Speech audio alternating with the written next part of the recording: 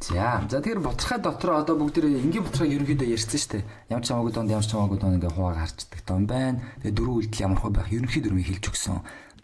Гэтэ мэдээж хэрэг тэрэн дээр дасгал хэрэгтэй шүү дээ. Ёо. За яваалаа явах гэдэг шүү. За одоо өнөөдөр 10-ын боцорхойг үзнэ. За 3 цэгнийг 10-ын боцорхойн дөрөв үйлдэл. За 10-ын боцорхой гэхээр бид нэр одоо ерөнхийдөө энийгээ ингэж хэлээд байгаа шүү дээ. 0.4 108 гэдэг ч юм. За нэр өмнөхдөр энэ хооронд нь шилжүүлэхийг бас хэлээгүй явцсан байна шүү.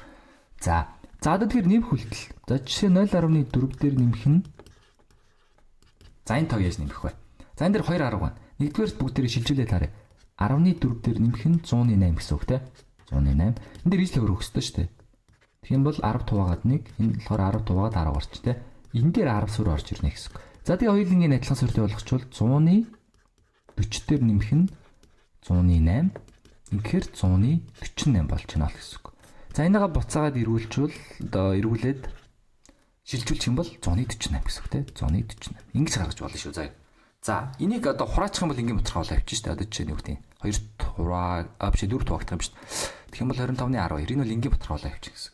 За энэ бол жоохон яригтай арга нь илүү хамгийн амархан арга нь юу юм бэ гэхээр шууд хооронд нь нэмэхтэй энэ одоо орны таслал байгаа шүү дээ. Одоо яг бүхэл хэсэг дууслаа шүү гэдгийг илэрхийлж байгаа. Энэ хоёроо зэрэгцүүлж тавиал доошо нэмчих. Энэ бол хамгийн амархан арга. Тэгэл одоо доошо нэмээ явчих гэсэн. Тэгэхээр энэ дээр чинь тэг байгаа гэсэн үг шүү дээ байхгүй гэдэг нь 8 4 дээр тэг нэмээ 4 тэгэл тэг 148. Ингээл ботчих гэсэн. За одоо бүгд хасах тэр чи харъя. Одоо жоо ярихтэй чи харна. 976 дээр нэмэх нь 387. За ийм байлэр. За энэ дээр бол яг саяныхаа аргыг ашиглал илүү амар. Мэдээж хэрэг энгийн боцорхой руу шилжүүлж бас болно шүү заяа. Гэхдээ тэр нь ялгаагүй л гарч ирнэ. За ийм тог доош нэмэх юм бол 6 дээр лог нэмээд 13 нэгэнд төвшүүлээд 16 нэгэнд төвшүүлээд 3 энд нэг үлдсэн гэсэн. Тэгээд таслалыг нэцгийг маань яг ингэж орж ирэх гэсэн. Ерөөсөө л энэ бүгдээрээ боцорхой кейслүүдээр нөгөө бүхэл тонуудыг нэмж хасахыг үтсэн шүү дээ. Яг тэрнтэй адилхан дүрм явагдана гэсэн. Зүгээр л орноо л харчих гэсэн.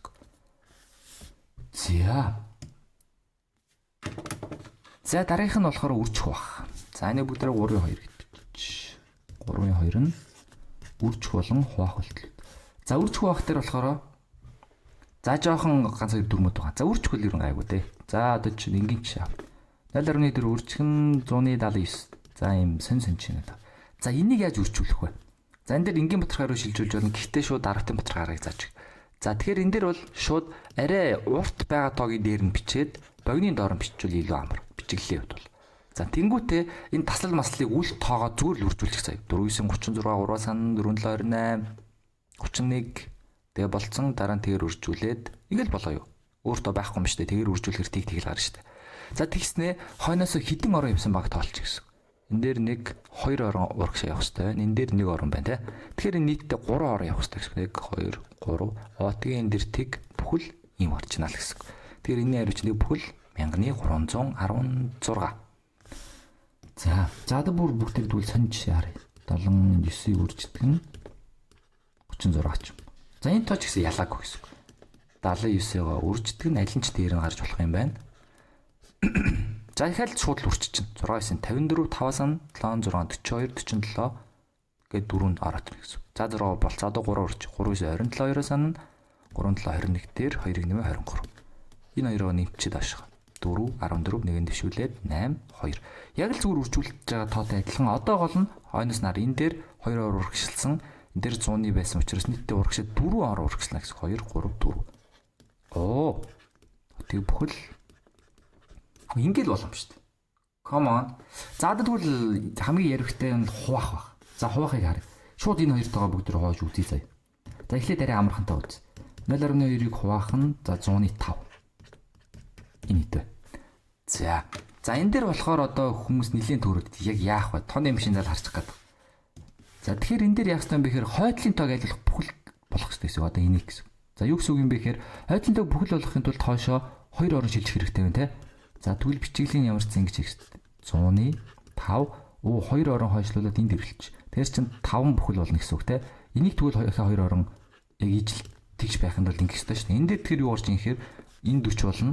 Нөгөөх нь 5 болно. 40-ыг 8 тоо гарч 5 тоо гарч чинь 8-аар өгнө шүү дээ те. Ингээл 8 гарч ичнэ л гэсэн үг. Ерөөс амарх. За одоо тэгвэл ийм яг гой бүхэл тоо гардгүй сонч шаав заяа. Хуваах нь за ийм тоо. За ийм байвал яах ёстой юм бэ гэхээр яг саяны 4 0.4-ийг хуваах нь 0.7. За энийг орон хойшлуулж болох юм байна. Дүүлийг орон хойшлуулах ёстой. Энэ дээрээс ерөнхийдөө юу гарч байгаа юм бэ гэхээр 4-ийг хуваах нь 7 гэж гарч ийнаа л гэсэн үг. За 4-ийг 7-д хуваахарч эхлээд тэгэр өгч штэ. Тэгэр өглөө. Тэгэхээр 40 буугаад ирнэ. Одоо энэ дээр орны тасал тавигдах ёстой. За тэгээд 6-аар өгөхөр ингэ чинь 5-аар өгөх юм биш үү? 5 7 35 гэр чинь 5 үлдэн дахиад тэг буугаад ирнэ 50. 7-оор өгнө 49. За нэг үлдчихин. Тэгээ нэгээр өгнө. За гих мэтчлээ хашаа явна гэсэн. За ойролцоол нэг юм тоо гарах юм байна гэдгийг бид нэр хэлж чадах гэдэг гэсэн үг шүү. За тэр энгийн бол ийм л гэсэн үг. За энэ дээр мэдээч хэрэг бүгдээрээ нөгөө нэг шилжүүлж болно шүү. За 14-ийг хуваах нь 17. Өмнөх хичээл дээр үтсэн аргаараа бодчвол одоо байрнаас л өөрчилчих ёстой шүү дээ. 17.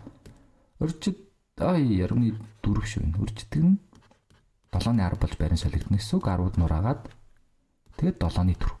Тэгээд 7-ны 4 чинь бодчвол энэ шүү дээ. За тэгээд дараагийнх дээр тусдаа бүгдээрээ хооронд нь шилжүүлдэг үйлдэлийг үзье заяа. За тэгээд дараагийн хичээлээр уулзцаая. Танд комент дээр бас ямар хичээл үзмээр байгаагаа шууд бичээрэй за.